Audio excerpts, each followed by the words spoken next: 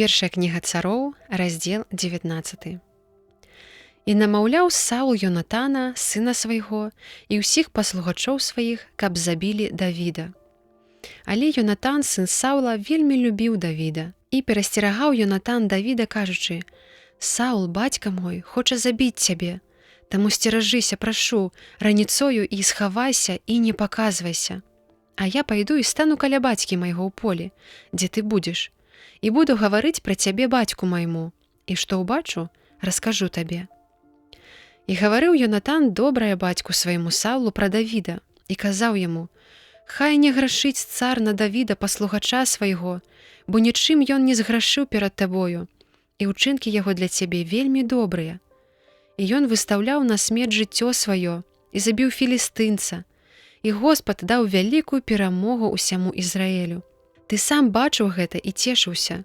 Такім чынам, чаму ты грашыш супраць нявіннай крыві, хочучы забіць Давіда, які не мае віны?»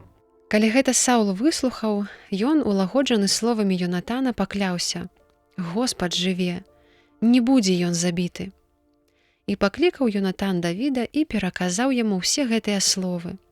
І прывёў Йонатан Давіда да Саула, і застаўся ён у яго, як было ўчора і заўчора.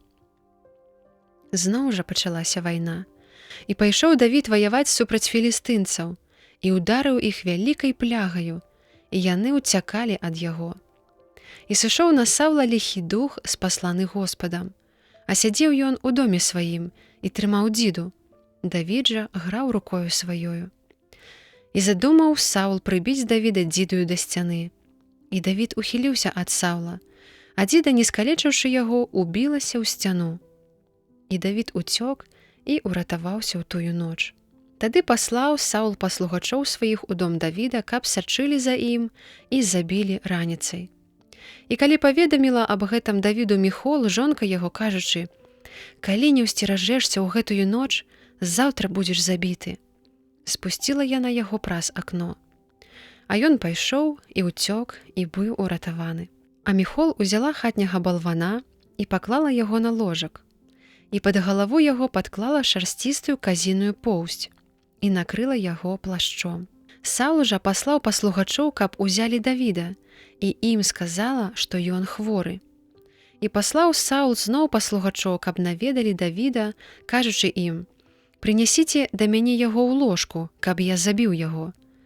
І калі прыйшлі паслугачы, яны знайшлі балвана на ложку і скуру казіную на месцы галавы яго. Дык сказаў Саул Міхол: «Чаму ты так падманула мяне і выпусціла ворага майго, каб ён мог уцячы?» Міхол адказала Саулу: «Бо ён сказаў мне: пусці мяне, бо інакш заб'ю цябе». А Давід уратаваўся ўцёкамі і дабраўся да Самуэля ў раме і расказаў яму ўсё, што зрабіў яму Саул. І пайшлі адтуль ён і Самуэль і затрымаліся ў Наёце. А Саулу паведамілі, кажучы: «Вось Давід у Наёце ў раме». Такім чынам паслаў Саул паслугачоў, каб схапілі Давіда. Калі яны ўбачылі грамаду прарокаў, якія прарочылі, і Самуэля на чале іх, сышоў на іх дух Божий, і яны таксама пачалі прарочыць. Калі паведамілі пра гэта Саулу, зноў паслаў ён іншых пасланцоў, але і яны прарочылі. І зноў паслаў Саул трэціх пасланцоў, але яны таксама прарочылі. І нават ён сам выбраўся ў раму і дайшоў аж да вялікага вадаёма, які ўсоха. І пытаўся ён і сказаў: «Дзе Самуэль і Давід?» Сказалі яму: «Яны ў Наёце ў раме».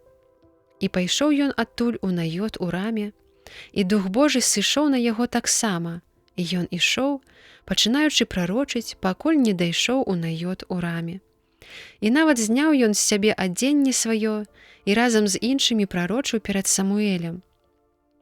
І упаў, і ляжаў голы ўвесь дзень і ноч, адтуль і пайшла прымаўка: ці ж і Саул між прарокаў.